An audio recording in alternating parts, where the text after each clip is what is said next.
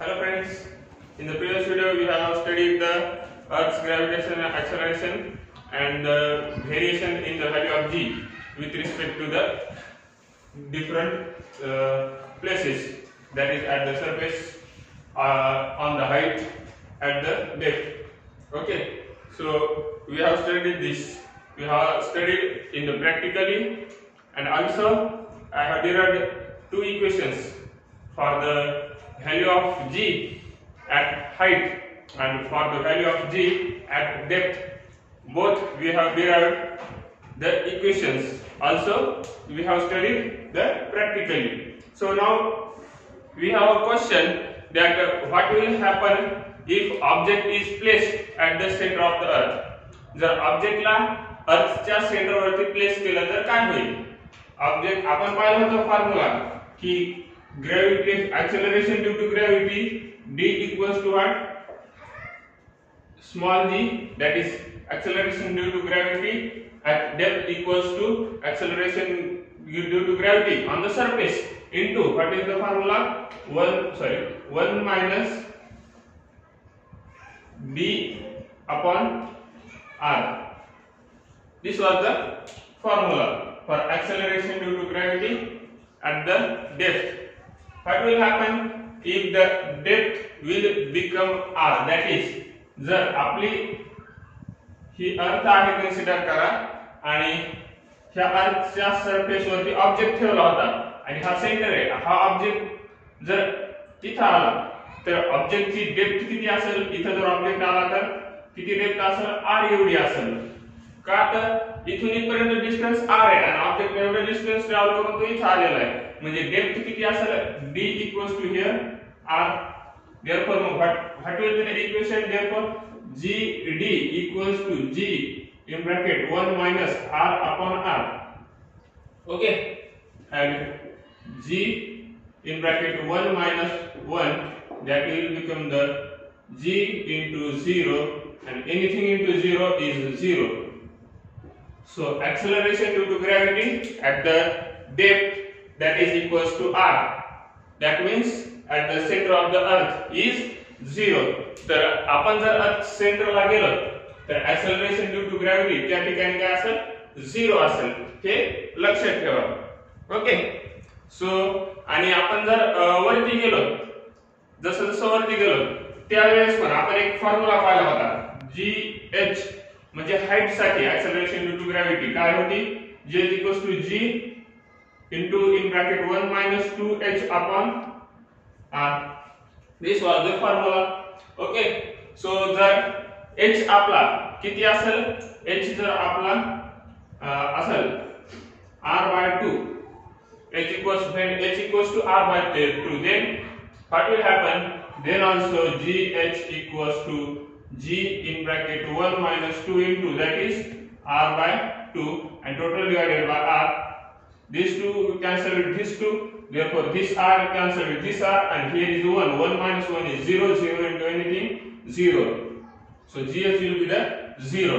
तर हाइट जर r by 2 असेल म्हणजे रेडियस च्या हाफ डिस्टन्स किती, रेडियस आहे आपली 6400 किलोमीटर एवढी डिस्टन्स आहे रेडियस, आणि जर हाइट आपण याच्यावरती ऑब्जेक्ट ट्रॅव्हल करतच गेला किती हाइट वरती गेला, समजा कन्सिडर करा 3200 किलोमीटर वरती गेला, तर एवढ्या डिस्टन्स वर काय होईल, हाइट तेवढी असल्यामुळे याच्यात जर सबस्टिट्यूट केलं तर 3200 into 2 काय होईल, 6400, आणि अपॉन 6400 ते 1 होऊन जाईल, 1 minus 1 0.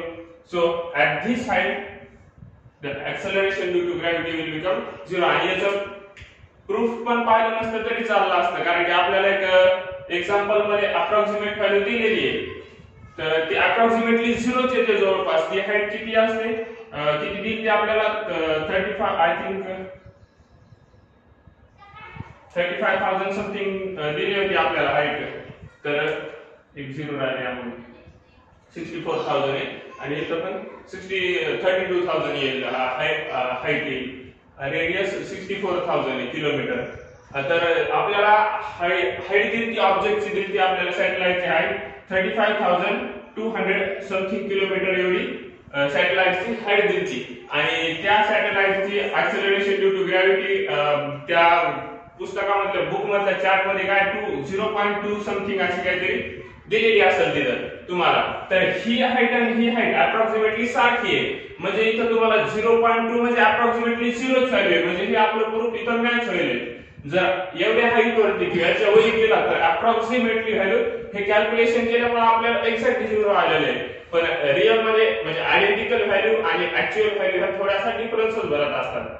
म्हणजे युनिवर्स मध्ये कोणत्याच गोष्टी ह्या आपल्या ज्या वही पेन वरती ज्या जशा येतात तशा खऱ्यामध्ये वस्तू नसतात. एखादं चित्र जरी आपण काढलं ते वही पेन वरती वेगळं येते आणि ऍक्च्युअल मध्ये तो माणूस दिसायला वेगळा असतो. थोडा किती जरी भारी पेंटर असला थोडा तरी फरक दिसून येईल तुम्हाला. तसंच या ठिकाणी आपल्या थेरॉटिकल आन्सर मध्ये आणि प्रॅक्टिकल मध्ये थोडा फरक असते, जास्त नाही. तर तो अप्रॉक्सिमेटली आपण इक्वल घेऊ शकतो. तर ही व्हॅल्यू आणि ही व्हॅल्यू अप्रॉक्सिमेटली 0 सारखी दिसायली आपल्याला. हे आपलं प्रॅक्टिकल प्रूफ झालं आणि थेरॉटिकल प्रूफ झालं की एवढ्या हाईटवरती अप्रॉक्सिमेटली व्हॅल्यू जी एच ची 0 येते आणि डेप्थ मध्ये गेल्यावर पण अप्रॉक्सिमेट व्हॅल्यू तुमची 0च येऊन जाईल acceleration due to ग्रॅव्हिटीची.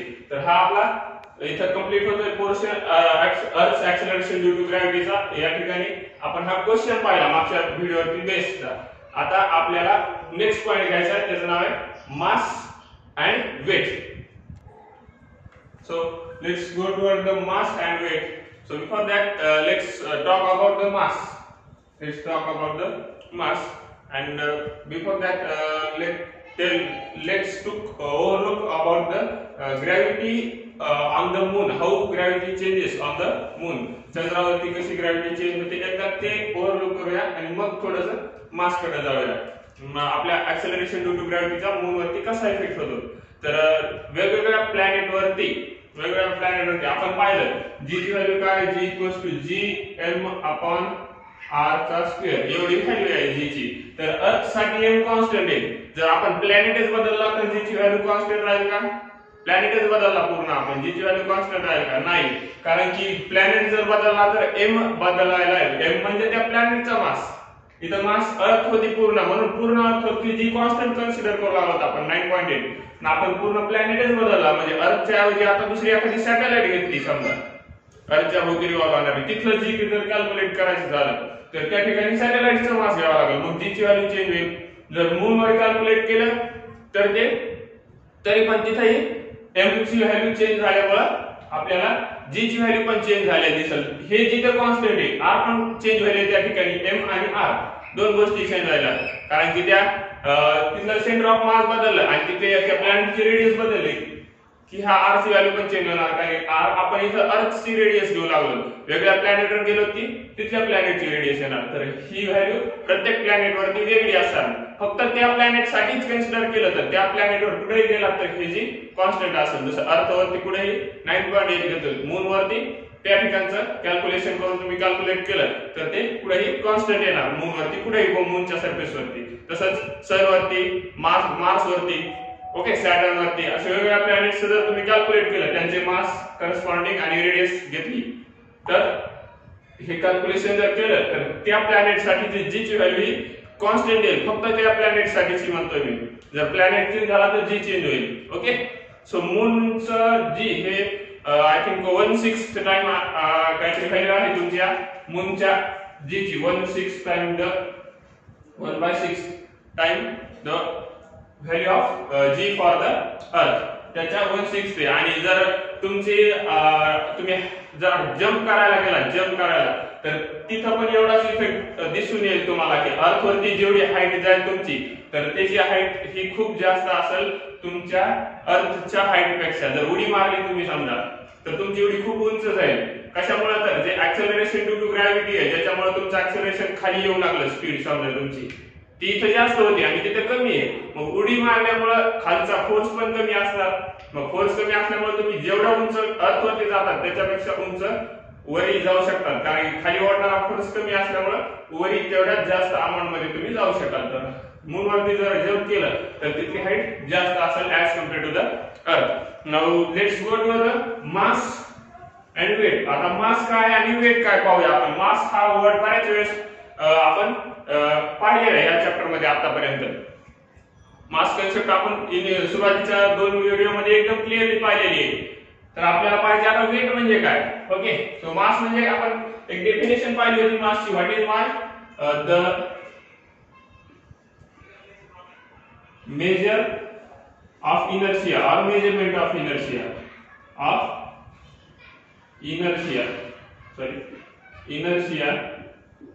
of a body is known as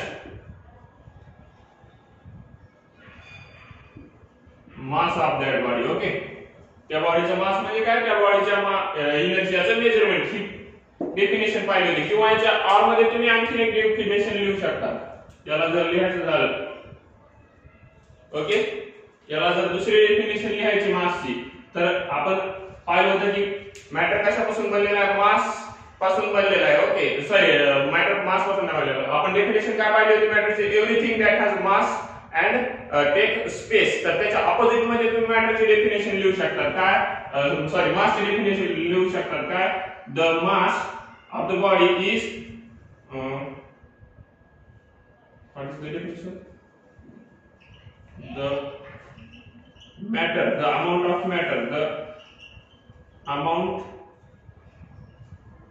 of matter present in the object is known as mass of the object. Mass of the object. त्या ऑब्जेक्ट मध्ये जेवढे काही अमाउंट मध्ये मॅटर प्रेझेंट आहे, तर त्या मॅटरला, त्या टोटल मॅटरला पण तुम्ही मास म्हणू शकता. त्या ऑब्जेक्टचं इनव्हर्स डेफिनेशन केली फक्त आपण, त्याच्यात एकमेकाशी निगडीत असलेले. मास म्हणजे काय, जेवढं मॅटर प्रेझेंट आहे तेवढं, आणि मॅटर म्हणजे काय, ज्या ऑब्जेक्टला मास आहे त्या प्रत्येक ऑब्जेक्टला मॅटर म्हणू शकतो. ते दोन्ही एकमेकांवर डिपेंड असल्यासारखे आहे डेफिनेशन. आणि जर प्रायमरी ऍडव्हान्स लेवलची डेफिनेशन जर पाहिजे आली, तर न्यूटनचा लॉ मिळाल्याच्या नंतरची डेफिनेशन आपल्याला, तर ती ही डेफिनेशन आहे. तुम्ही ही डेफिनेशन लिहिली तरी चालेल. The measurement of the inertia of the body is known as the मास. तर ही न्यूटनचे तिन्ही लॉ मिळायच्या अगोदर जनरली ही यूज केल्या जायची. सिंपल लँग्वेज मध्ये डेफिनेशन आहे, त्यामुळे जनरली जास्त करून हीच डेफिनेशन आतापर्यंत यूज होत होती. समजा 7वी 8वी 9वी पर्यंत, पण 9वी 10वी पर्यंत पण हीच डेफिनेशन यूज होत होती. पण तुम्ही याच्यानंतरच्या वर्गात मॅक्सिमम मासची डेफिनेशन हीच पाहाल. त्याच्यामुळे ही डेफिनेशन पण लक्षात ठेवा. काय, measurement of the inertia of the body is known as the मास. तर मास हे आपण पाहिलं होतं युनिव्हर्स मध्ये कुठेही गेलं तर त्या ऑब्जेक्ट साठी कॉन्स्टंट असते, आणि त्यामुळे त्या ऑब्जेक्टचा इनर्शिया ही पुढे गेलं तरी कॉन्स्टंट असते. सकाळच्या व्हिडिओ मध्ये तुम्हाला हे डाऊट क्लिअर केलाय का, मुलांना प्रश्न विचारला होता कमेंट सेक्शन मध्ये, तर त्याचं आन्सर मी सकाळच्या व्हिडिओ मध्ये दिलेलं आहे.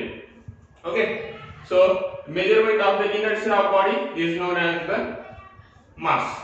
Now what is weight then? What is weight? आता मास, आपण मासचं याचा युनिट आपण पाहिलं होतं किलोग्रॅम. मास याचा युनिट किलोग्रॅम आहे, आणि मास ही स्केलर क्वांटिटी आहे. स्केलर आणि वेक्टर तुम्ही शिकलेला आहात याच्या पूर्वीच्या वर्गांमध्ये. 10वीला तुम्हाला चॅप्टर नसला तरी स्केलर आणि वेक्टर माहिती तुम्हाला. स्केलर म्हणजे काय, ती ज्या क्वांटिटीला डायरेक्शन नाही, फक्त ती क्वांटिटी डायरेक्शनलेस आहे, त्या क्वांटिटीला स्केलर म्हणतात. आणि याच्या सारखीच दुसरी क्वांटिटी आपण पाहिली होती, थोडीशी अपोजिट डेफिनेशन आहे त्याला. त्याच्या सोबत काय येते, तर त्यासोबत डायरेक्शन येते त्या क्वांटिटी सोबत. त्या क्वांटिटीला आपण म्हणणार वेक्टर क्वांटिटी. जसं फोर्सला डायरेक्शन असते. फोर्स आपण सांगू शकतो की ह्या डायरेक्शन मधून त्या डायरेक्शन मध्ये ऍक्ट व्हायला, बरोबर आहे. म्हणजे इकडून जर आपण ढकलत असू तर सांगू ऑब्जेक्टचा फोर्सचं डायरेक्शन कुठे आहे, बरोबर आहे. म्हणजे ईस्ट साइडला आहे, वेस्ट साइडला आहे, तुम्ही सांगू शकता. लेफ्ट कडून राईट कडे ऍक्ट व्हायला, राईट कडून लेफ्ट कडे, अप कडून डाऊन कडे ऍक्ट व्हायला फोर्स. म्हणजे वरून खाली दाबायला तुम्ही, किंवा साइडनं पलीकडे ढकलायला, त्या साइडनं इकडे ढकलायला, बरोबर आहे. म्हणजे हे फोर्सचं तुम्ही डायरेक्शन सांगू शकता. पण किती किलोग्राम आहे ऑब्जेक्ट, त्याला काय डायरेक्शन असते का? 4 किलोग्राम पूर्व दिशेला वस्तूचं मास, बरोबर आहे. असं काही सांगतात का तुम्ही? नाही, याला काही डायरेक्शन नसते कोणतंच.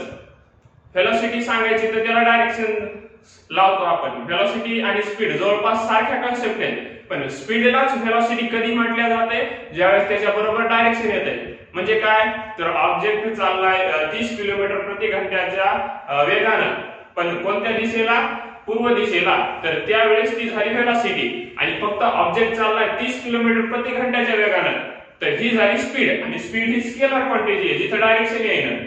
पण वेक्टर म्हणजे काय, जिथे डायरेक्शन येईल. तसंच मास कोणती क्वांटिटी आहे, स्केलर क्वांटिटी. आणि मास युनिट काय, SI unit kilogram, CGS unit gram. Okay. So and FPS नावाचं एक युनिट आहे, फूट पाऊंड सेकंद. तर त्यामध्ये मास मेजर केलं जातं पाऊंड मध्ये. असे वेगवेगळे युनिट आहेत, तुम्ही ते सर्च ही करू शकता. गुगल आता काहीही मिळवतंय तुम्हाला, तर अभ्यासाच्या निगडीत जास्त करून सर्च करा त्यावर. तर मासचं एसआय युनिट कोणते, किलोग्राम. तसंच आपल्याला स्टडी करायचं आता वेट. वेट म्हणजे काय, वेट आणि मास सारख्याच कन्सेप्ट आहेत का, तुम्हाला प्रश्न आहे, वेट आणि मास सारख्या कन्सेप्ट आहेत का. थोडा विचार करा, व्हिडिओ पॉज करा, टॅली करा, आन्सर माझ्या बरोबर येते का तर. ओके. सो वेट आणि मास ह्या कम्प्लिटली डिफरंट कन्सेप्ट आहेत. Weight is nothing but one type of force. How weight is one type of force, so definition of weight is the what, the product of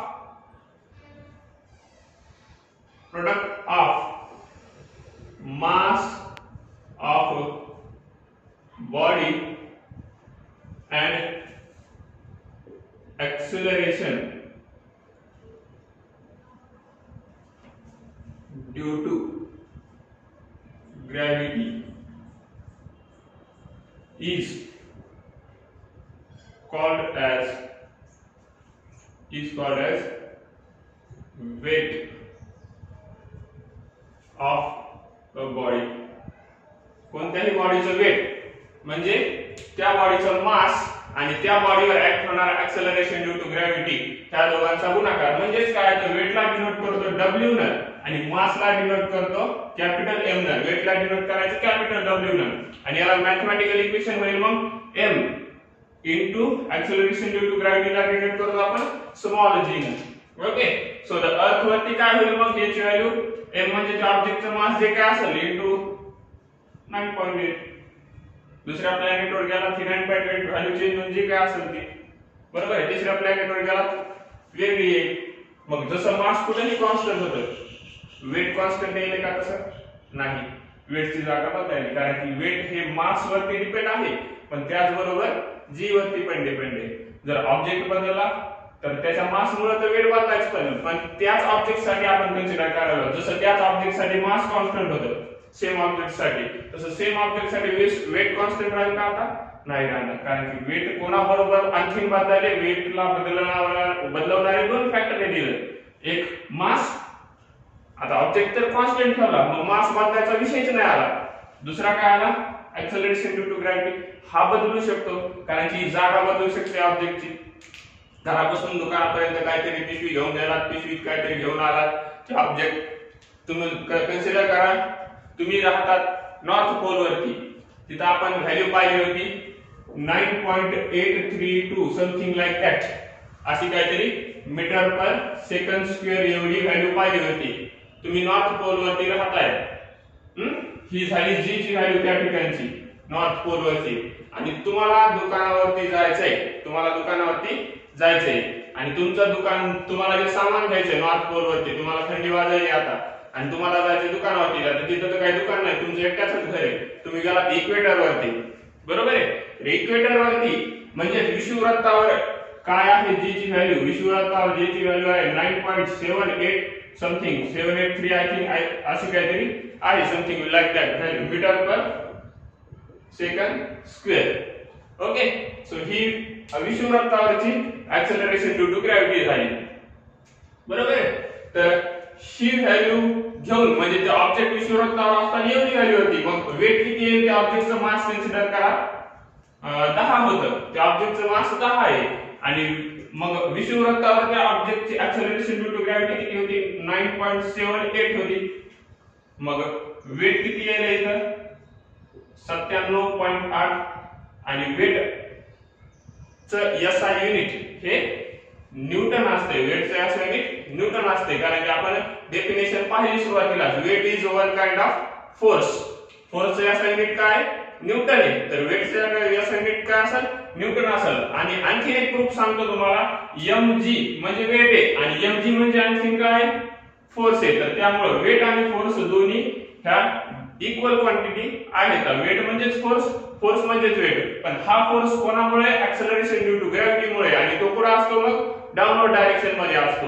म्हणून त्याला आपण एक proper nomenclature केलेले, ज्याला नामकरण म्हणू आपण. घरी लहान मुलगा झाल्यापासून नाव ठेवतात त्याचं, तसं हा नवीन मुलगा झालेला आहे इथं आणि आपल्याला नवीन प्रोडक्ट मिळाला, त्यामुळे याला नवीन नाव दिलेलं आहे वेट. आणि ते वेट म्हणजे एक प्रकारचा फोर्स आहे.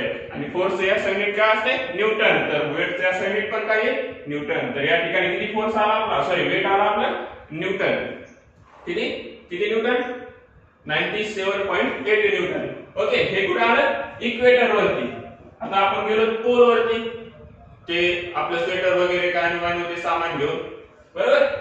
तर आता ते घेऊन गेलो तर ते मास तर बदलणार आहे का? पोल वरती गेलो तरी नाही, पण जी तर बदल. आता 9.7 राहणार आहे का? नाही. ते किती राहणार आहे आता? 9.832. म्हणजेच हे किती होईल? 98.32 न्यूटन. इथं होतं वेट 97 आणि इथं 98. आता याच्या जागी जर तुम्ही साखरेची थैली घेऊन गेला असता, कन्सिडर करा 10 किलोची, तर दुकानदाराने 1 किलोचे पैसे आगाऊ घेतले असते तुमच्याकडून, बरोबर आहे की नाही? त्याला कोण माहित होतं आपलं सायन्स वेगवेगळ्या जागा भरते म्हणून, वेगवेगळ्या ठिकाणी वेगवेगळं. तुम्हाला माहिती आहे इक्वेटरहून घेतलंय, पोलवर आला त्याच्या वेगळं ते भरायला. दुकानदाराला काढलं असतं याला 1 किलो जास्त आलं कडे, पैसे घ्यावे लागतील त्याच्याकडून. तर तसं नाही, वेट हे वेगळ्या ठिकाणी वेगळं भरते आणि मास हे पुढे जरी गेला तरी कॉन्स्टंट असते. तर मासला जनरली आपण कॅपिटल एम न डिनोट करतो, तर कंडिशन नुसार स्मॉल एम न पण डिनोट करू शकतो. तसंच वेटला जनरली आपण कॅपिटल डब्ल्यू न डिनोट करतो, कंडिशन नुसार आपण स्मॉल डब्ल्यू न डिनोट करू शकतो. वेटचे सॉरी मासचे SI युनिट किलोग्राम, वेटचे SI युनिट न्यूटन. मास ही स्केलर क्वांटिटी आहे, वेट ही व्हेक्टर क्वांटिटी आहे. आपण पाहिलं कधी पाहिलं आपण? तुम्ही तसं सांगितलंच नाही कुठून व्हेक्टर क्वांटिटी आहे. तर मी सांगितलं की वेट एक प्रकारचा फोर्स आहे आणि फोर्सला नेहमी डायरेक्शन असते. आपण सांगू शकतो फोर्सला की एक वस्तू इकडून इकडे ढकललेली, ती वस्तू तिकडून तिकडे ढकललेली. तर वेटला कोणतं डायरेक्शन येतं? वेट कुठं असतं? m × g आणि g चं डायरेक्शन नेहमी अर्थच्या सेंटरकडे असते. मग वेटचं डायरेक्शन पण कुठं असेल? अर्थच्या सेंटरकडे. पण मग आपण दुकानावर मोजतो ते वेट आहे का मास आहे? आपण दुकानावर मोजतो ते किलोग्राम मध्ये मोजतो, तर ते मास असते. आणि ते आपण ज्याला वेट म्हणतो तर ते आपल्या रेग्युलर लँग्वेज मध्ये, पण ऍक्च्युअल मध्ये ते मास असते. आणि त्याचं जर वेट कॅल्क्युलेट करायचं झालं तर तुम्हाला 9.8 न मल्टिप्लाय करावं लागेल त्या मासला. आणि तर तुम्हाला माझं खोटं वाटत असेल तर 10वीच्या नंतर आता तुमचे 11वी येणारच आहे, केमिस्ट्रीचे प्रॅक्टिकल करायचे तुम्हाला. जर तुम्हाला केमिस्ट्रीचे प्रॅक्टिकल करताना सोडियमचा मास घ्यावा लागते, पुन्हा वेगवेगळ्या केमिकलचं मास घ्यावं लागते, तर तुम्हाला त्या इलेक्ट्रिक काट्यावरतीच मास घ्यायचे. तर आपण ते वेट घेतो, मग ते प्रॅक्टिकल चुकायला पाहिजे तरी बरोबर कसं काय ते? तर त्या ठिकाणी आपण मासच मेजर करत असतो. त्या काटा म्हणजे मासच मेजर करतोय ते काटा, पण आपण सांगताना काय सांगतो? वेट सांगतो. तर न्यूमरिकली किंवा थेरॉटिकली आपण सॉल्व करत असताना त्याला मासच म्हणतो आणि ते मासच असते. त्याला जर 9.8 न मल्टिप्लाय केलं तर ते काय होते? वेट होते. तर आपल्या रेग्युलर लँग्वेज मध्ये आता दुकानदाराला जाऊन म्हण नका दुकानदाराला काका ते मास असते तुम्ही वेट कसं काय म्हणाली? अरे बाबा ते तुला हानी धरून तिकडे गेल्यावर त्याला काय माहित नाही याच्यात, त्याला हे काहीच माहित नाही वेट आणि मास काय. ते म्हणजे ते वजनच आहे, मला काय माहित नाही, मला शिकू नको ते. नाहीतर मला शिकलो असतो तर इंजिनियर झाला असतो, आता दुकानात बसलो नसतो मी. वेट आणि मास मधला फरक माहित असता मला असं सांगेन तुम्हाला ते. त्याच्यामुळे तुमच्या पैसे राहू द्या, फक्त माहिती असू द्या. वेट म्हणजे काय? तर product of mass into gravity.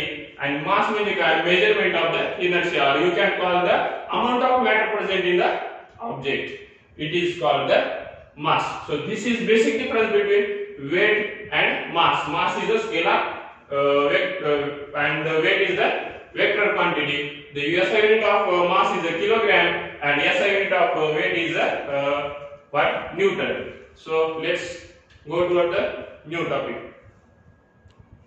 So in the previous point we have studied that what the difference, basic difference between mass and the weight. Okay, so mass is a scalar, weight is a vector. SI unit of mass is a kilogram, SI unit of weight is a Newton, and we have studied the two definitions for the mass. And definition for the weight is the product of mass into acceleration due to gravity. You can also define weight as the force by which Earth or by which the planet attracts the object. Okay, weight ची definition काय सांगू शकता की तो force ज्या फोर्सने planet ऑब्जेक्टला attract करायला आहे. कारण आपण पाहिले याचं कारण काय आहे, तर त्या डेफिनेशनचं कारण पाहिले. F म्हणजेच m * g असते. म्हणजे ह्या ग्रॅव्हिटीमुळे किंवा ह्या फोर्समुळे तयार होणारी ग्रॅव्हिटी, आणि m * g म्हणजेच काय असते, वेट असते. पण हे F म्हणजे कोणामुळे तयार व्हायला, त्या प्लॅनेटमुळे तयार व्हायला. कोणामुळे तयार व्हायला, प्लॅनेटमुळे. कोणावरती तयार व्हायला, ऑब्जेक्ट वरती तयार व्हायला. बरोबर आहे. हा फोर्स mg फोर्स कोणामुळे तयार व्हायला, प्लॅनेटमुळे. जो कोणता प्लॅनेट असेल, ज्या प्लॅनेटवर जातात किंवा ज्या स्टार वरती जातात. बरोबर आहे. आणि तो फोर्स कोणावरती ऍक्ट व्हायला, ऑब्जेक्ट वरती ऍक्ट व्हायला. तर वेटची पुन्हा एक डेफिनेशन किंवा बेसिक डेफिनेशन तुम्ही काय सांगू शकता, the force with which the planet attract the object is known as the weight. हे बघा, ही डायग्राम झाली त्या डेफिनेशनची, लक्ष देण्यासाठी. Force with which the planet attracts the object. इथं आपण अर्थ वरती जर म्हणत असो, तर force with which earth attract the object is known as the weight. तर ती डेफिनेशन पण तुम्ही लिहून घेऊ शकता. The force with which the planet attract the object is known as weight. Okay, so this is the another definition for the for the weight. So write down this definition or take a screenshot, so we can move to our problem, or we can move to the next question. Write down this definition.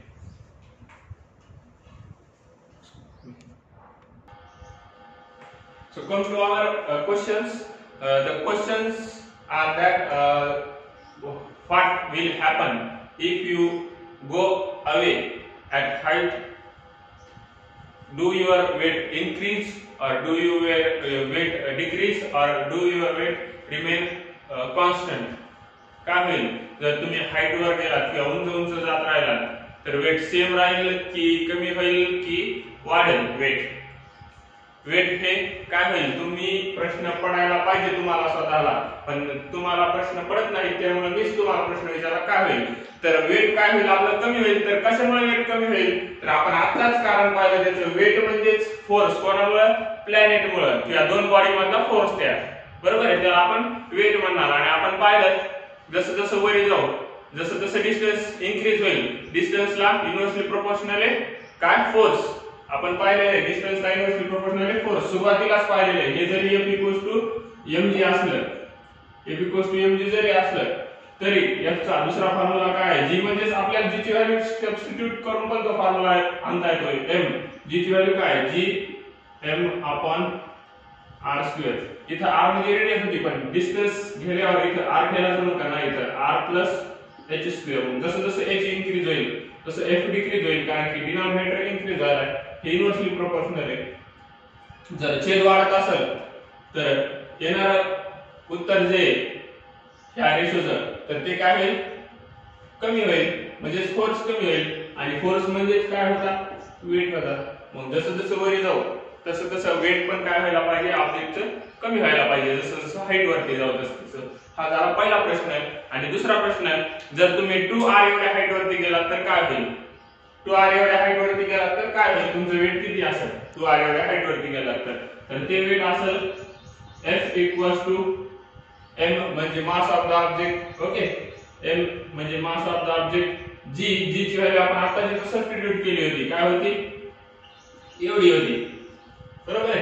तर इथं ठेवून द्या किंवा 2r एवढ्या height वरती गेला. कुठून गेला 2r एवढ्या हाईट वरती? From the centre of the earth. म्हणजे ही अर्थ आहे, इथून ते ऑब्जेक्टचं डिस्टन्स 2r आहे. 2r म्हणजे हे r आहे, इथून वरचं r. तर हे सगळं मिळून 2r झालं. सेंटर पासूनचं डिस्टन्स ऑब्जेक्टच्या सेंटर पर्यंतचं, सेंटर ऑफ मास पर्यंतचं किती आहे? 2r दिलेलं आहे आपल्याला. तर फोर्सचा फॉर्म्युला आपल्याला माहिती आहे, Gm/d², म्हणजे ते डिस्टन्स, सेंटर ऑफ मास मधल्या डिस्टन्सचा स्क्वेअर. ओके, हा आपल्याला फॉर्म्युला माहिती आहे. तर डिस्टन्स किती आहे? G as it is, M as it is change होईल का? नाही. स्मॉल m चेंज होईल का? नाही. आणि d होईल 2r चा स्क्वेअर. हे काय होईल? G capital M small m 2 चा स्क्वेअर 4r चा स्क्वेअर r⁴ होईल का? r⁴. Okay, so this will become your new force, or that force is nothing but the weight. This will become your new weight. Initial weight is what?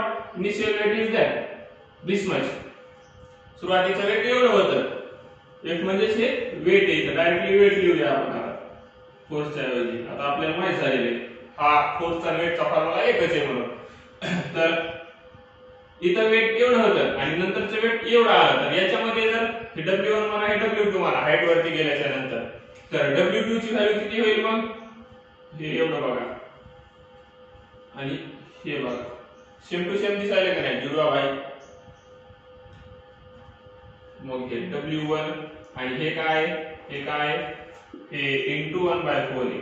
Upon मध्ये 4 आहे म्हणजे into 1/4. मग हे W1 असेल तर याला काय करावं लागेल?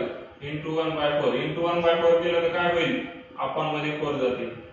म्हणजेच वेट काय होईल?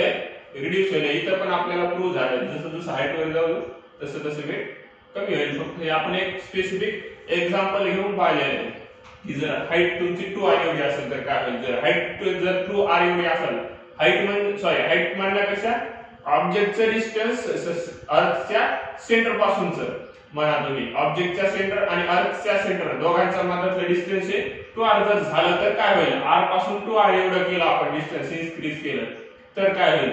तर होईल की वेट हे रिड्यूस होईल 4 टाइम्स न. 1/4 म्हणजे काय? वेट रिड्यूस होईल 4 टाइम्स न. आणि W1 into 4 जर आला असतं तर काय झालं असतं? इंटू म्हणजे इन्क्रीज होईल आणि डिवाइड करायला म्हणजे आपण त्याला डिक्रीज करायला. 10 जर 2 ने भागितलं तर काय होईल?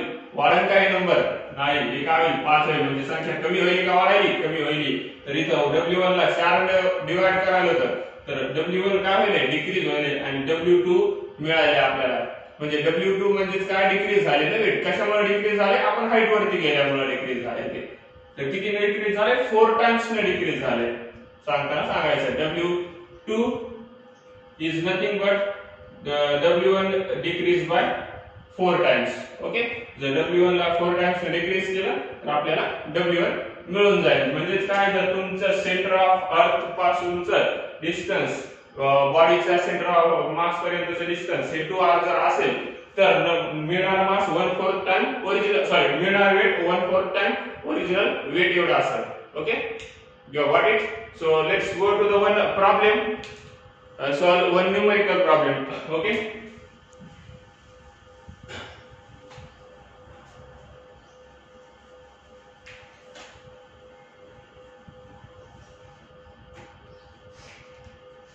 so given that, direct answer लिहूया. काय काय गिवन दिले ते मी बोर्ड वरती देतो तुम्हाला. गिवन मध्ये काय काय दिले एकदा पाहून घेऊ द्या मला. गिवन मध्ये दिलेले आहे तुम्हाला, गिवन मध्ये weight of object on earth दिलेले आहे. तर आपण WE म्हणूया. तर ते तुम्हाला दिलेलं आहे 750 न्यूटन एवढं दिलेलं आहे. वेट हे न्यूटन मध्ये असते, बरोबर आहे. तर 750 न्यूटन दिलेलं आहे वेट. आणि आणखीन सांगितलेलं आहे काय गिवन दिलेले आहे, हाऊ मच, प्रश्न विचारलाय how much would be his weight on the moon, given that moon's mass is 1/18 times that of the earth. म्हणजे आपल्याला आणखी गिवन मध्ये काय दिलेले आहे, mass of moon equals to 1/18 times the earth म्हणजे काय, mass of earth divided by 1/81 times दिलेले आपल्याला, 1/81 टाइम्स दिलेले. तर याला आपण डिनोट करूया मास ऑफ द मून ला capital M suffix small m moon साठी. ओके, हे सफिक्स m आहे, हे लक्षात येत नसेल तर हे दोन्ही m सारखे होतील, आपण काय करू डॅश ने डिनोट करूया. आणि मास ऑफ द अर्थ काय होईल m आपल्याला माहिती आहे, आणि अपॉन 81. तर हे तुम्हाला गिवन मध्ये दुसरी गोष्ट दिलेली आहे. ही पहिली गोष्ट होती, ही दुसरी गोष्ट होती. आता तिसरी गोष्ट काय दिलेली, तर तुम्हाला दिलेली आहे रेडियस ऑफ द मून दिलेला आहे 1/3.7 times radius of the earth. Radius of moon किती दिलेली आहे, चला radius of moon equals to 1/3.7 times अर्थच्या. म्हणजेच काय, तर रेडियस ऑफ अर्थ अपॉन 3.7 एवढं तुम्हाला दिलेलं आहे. याला डिनोट करूया आपण रेडियस ऑफ द मून ला r डॅश न आणि रेडियस ऑफ द अर्थ ला r न. तर हे अपॉन मध्ये येईल 3.7 ऍज इट इज. तर याला जर फर्दर सॉल्व केलं तुम्ही समोर, तर हा आपल्याला जर रेशो पाहिजे असेल, इट इम्प्लाइज किंवा direct therefore m dash upon m हे न्यूमरेटर इकडे पाठवलं डिनोमिनेटर मध्ये जाईल. याच्या डिनोमिनेटर काय म्हणजे 1 आहे, इकडे गुणाकार डिनोमिनेटरच्या 1 गुणिले m झालं, आणि इकडे m गेलं तर 0 नाही राहणार. हे गुणाकारात असते, गुणाकार भागाकार हे माहिती नियम तुम्हाला सगळे गणितात झालेले तुमच्या अल्जेब्रा मध्ये. 1/18 राहील हा ratio. Okay, so now this ratio will become therefore r dash upon r equals to 1/3.7. Okay, so these are given values and we have to calculate the mass of object on the moon. So let आता आपल्याला हे given आहे पूर्ण. आता काही consideration करूया. let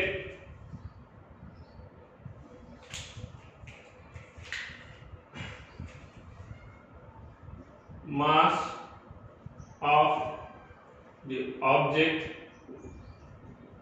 on earth equals to m. आणि दुसरे कन्सिडरेशन करूया.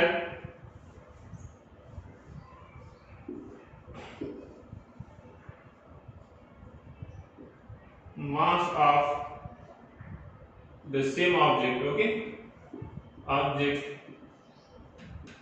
on मून याला करूया आपण स्मॉल m डॅश.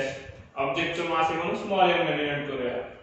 ओके, इथं सफिक्स का नाही दिला आता लक्षात आलं, तर ह्या m मध्ये आणि ह्या m मध्ये कन्फ्यूज होणार सफिक्सच्या m मध्ये, त्यामुळे ते सफिक्स इथं दिलं नाही. म्हणून आपण मूनच्या ज्या गोष्टी आहेत त्याला डॅश दिल्यात आणि अर्थच्या ज्या गोष्टी आहेत त्या विदाउट डॅश लिहून टाकल्या डायरेक्टली. सो हे weight of the object on the earth and let आपल्याला कॅल्क्युलेट करायचे ते पण कन्सिडर करूया. लेट वेट इथं पण अर्थला नाही सफिक्स लिहिलं तरी चालेल. मग वेट लेट तर लिहिले ना आपण वरती. Weight of object on moon equals to w dash, capital W dash. So let's solve it. So we know the formula. Okay, so write down that formula. We know that what we know the formula for the weight. So firstly write down the weight of the what we have to calculate. Okay, so weight of the object on moon is w dash equals to, formula will become capital G, constant असते म्हणून त्याला suffix वगैरे द्यायची गरज आहे का नाही. mass of the moon हे किती येईल m dash, mass of the object on the moon ते m dash येईल का, सॉरी हे बरोबर आहे का. mass of the earth object on the earth and mass of the object on the moon हे बरोबर आहे का लिहिलेलं मी. m आणि m dash mass व्हॅरी होतंय का पुढे जरी गेला तरी नाही, त्याच्यामुळे हे काय असायला पाहिजे, सारखं असायला पाहिजे. म्हणजे अर्थ वरती पण ऑब्जेक्टचं मास mच राहील आणि मून वरती पण ऑब्जेक्टचं मास mच राहील, m dash नाही व्हायचं, ते व्हॅरी होणार नाही. Sorry for the mistake. So we have some more space, so erase it and write it again. Okay, so no consider to the here mass of the object on earth, only consider mass of the object, and mass of the object is always constant, that is small m. consider करा mass object चं small m आहे. आता आपल्याला जास्त space मिळाला, board वरती जागा मिळाली ऑब्जेक्ट सॉरी क्वेश्चन सॉल्व करायला. तर तो आपण therefore let consider काय consider करायचं आपल्याला, weight of the object, weight of the object on moon equals to w dash. Okay, so we know that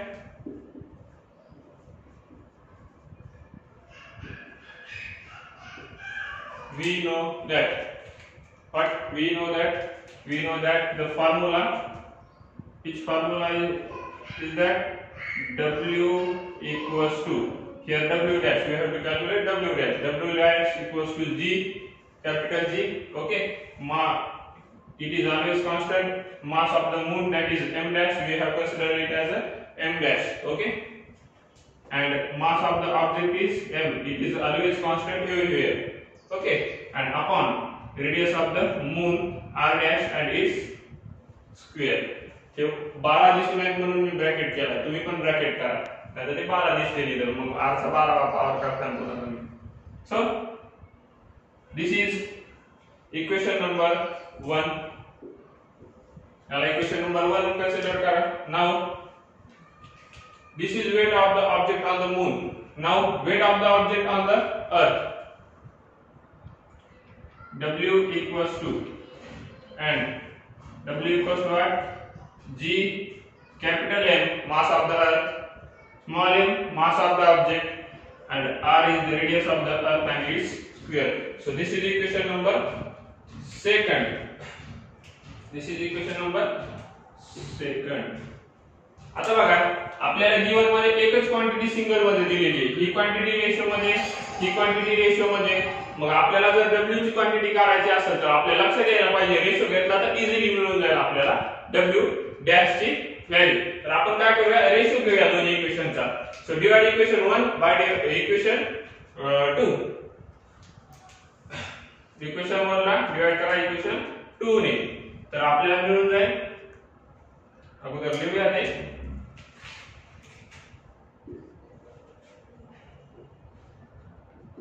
divide equation 1 by equation 2. So it will become, what it will become, w dash upon w. It is left hand side. So on the right hand side it is capital G, numerator is capital G, capital M dash and small m upon r dash square. Okay, and total divided by, what total divided by, now substitute the value for w. Okay, G m small m upon r square. Okay, so हे लक्षात येण्यासाठी मी याला वेगळे include करतो. So this is total divided by. Okay, एवढी जी value पूर्ण w ची आहे, कॅपिटल w ची, ओळखायला येण्यासाठी आणखी एक आयडिया करू, याला ब्रॅकेट मध्ये टाकून घेऊ. हा पूर्ण ब्रॅकेट w डॅश साठीचा व्हॅल्यू आहे आणि हा पूर्ण ब्रॅकेट हा w ची व्हॅल्यू आहे. Okay, so this ratio will equals to this, and let's rearrange the terms. छेदाचा छेद वरी गेल्याच्या नंतर काय होईल, गुणाकारामध्ये गेल्याच्या नंतर अंशामध्ये जाईल, आणि छेदाचा अंश गुणाकारात गेल्याच्या नंतर काय होईल, छेदामध्ये येईल. बरोबर आहे. w dash upon w equals to the numerator as it is राहणार g m dash m upon r dash चा स्क्वेअर into काय होईल, हा r स्क्वेअर अपॉन काय होईल, g m स्मॉल m. आता ज्या कॉन्स्टंट क्वांटिटी आहेत त्या कॅन्सल करा आणि ज्या व्हॅल्यू माहिती आहेत त्या नेक्स्ट याच्यामध्ये सबस्टिट्यूट करा. Okay, so this cancel out with this and this g cancel out with this g. m cancel होईल का, नाही. हे कॅपिटल m आणि हे कॅपिटल m, तर हे कॅपिटल दिसत असले तिथे डोक्यात अशी, हे वेगळं आहे, हे वेगळं आहे. हे रामी दिशा आम्ही, तर आणि हे w पण कॅन्सल करू नका, नाही ते 1 बरोबर 1 आणि मग इकडे आलं, हे कॅन्सल झालं, सगळं कॅन्सल झालं, मग 1 बरोबर 1 आणून टाकता, नाही तर तसं करायचं नाही. इथे 1 बरोबर 1 आणतील काय काय नमुने, तसं करायचं नाही. आपल्याला कॅल्क्युलेट करायचं w डॅश माहिती का, नाही w ची व्हॅल्यू माहिती आपल्याला, सबस्टिट्यूट करायला लागेल. काय येईल, काय येईल, w डॅश आपण w ची व्हॅल्यू किती दिलेली आहे, 750. ओके, इक्वल्स टू g तर कॅन्सल झालाय, आता राहिलं काय फक्त m dash upon m dash upon m, आणि दुसरं काय राहिले, तर हे r अपॉन r डॅश चा स्क्वेअर असं लिहू शकतो मी याला. आपण सकाळी पाहिले होते घातांकाचे नियम, परत रिपीट करायची गरज नाही असं मला वाटतंय. ओके, सो याला असं लिहू शकतो, याच्या पण व्हॅल्यू ठेवून द्या. m डॅश अपॉन m ची व्हॅल्यू किती आहे, m डॅश अपॉन m ची 1 अपॉन 81. ओके, आणि r अपॉन r डॅश ची व्हॅल्यू दिली का, नाही सर दिलीच नाही. आता काय करावं बाबा, काय झालं, तर हे दिलेले ना आपल्याला r डॅश अपॉन r, ते त्याचं रेसिप्रोकल आहे, मग याचा पण रेसिप्रोकल करा. मग r अपॉन r डॅश ची व्हॅल्यू काय येईल, तर ती येईल फक्त 3.7, याचा रेसिप्रोकल केला तर 3.7, तर हे आलं 3.7 चा स्क्वेअर. याचा रिझल्ट द्या तुम्ही गिवन. ओके, इथं पण लिहू शकता, इथे व्हॅल्यू नंतर ठेवा वाटलंच तर. हे w ऍज इट इज राहू द्या, आता ठेवून द्यायची value w dash upon 750. Okay, so let's calculate the w dash. Write this dash amount to be small and here to the w. So w dash equals to, याला calculate करा, काय होईल, 3.7 चा स्क्वेअर होईल 13.69 आणि अपॉन मध्ये 81 आणि हे इनटू 750. याला सॉल्व करा, याचा आन्सर तुम्हाला मिळून जाईल ते 1 to 6.8 न्यूटन. w डॅश ची व्हॅल्यू, w डॅश ची value 1 to 6.8 Newton. So this is your w dash. Okay, so w dash 126.8 Newton, and on the earth the weight was 750 Newton. So this much huge difference between the weight of the object on the earth and weight of the object on the moon. So लक्षात आलं असेल तुमच्या या problem वरून की मी काय ओरडत होतो मागापासून की वेट हे काय होतंय, तर वेट हे व्हॅरी होतंय वेगवेगळ्या प्लॅनेट वरती गेल्यावरती. ओके, सो या प्रॉब्लेम वरून लक्षात आलं असं कन्सिडर करूया, समोर जाऊया आणि आपल्याला आणखीन प्रॉब्लेम साठी एक नवीन व्हिडिओ बनवायचा आहे, त्यामध्ये फक्त प्रॉब्लेम्सच घेऊया. तर इथं आपण सध्या थांबूया.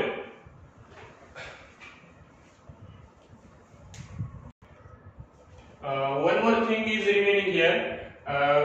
Observe the weights, both weights, weight on the earth and weight on the moon, and calculate its ratio. You will get the 1/6. Weight of the object on the moon is 1/6 times the weight of the object on the earth. The earth जे weight आहे, sorry, earthचं weight नाही, objectचं weight earth वरती ते आहे 6 न larger कोणापेक्षा ऑब्जेक्टचं weight moon पेक्षा. याला जर 6 ने गुणलं तर हे येईल. मग याच्या उलट जर ऑब्जेक्टचं वेट मून वरती काढायचं असेल तर याला 6 ने भागावं लागेल. म्हणजे 1/6 टाइम येईल ऑब्जेक्टच्या वेटच्या अर्थ वरती असलेल्या.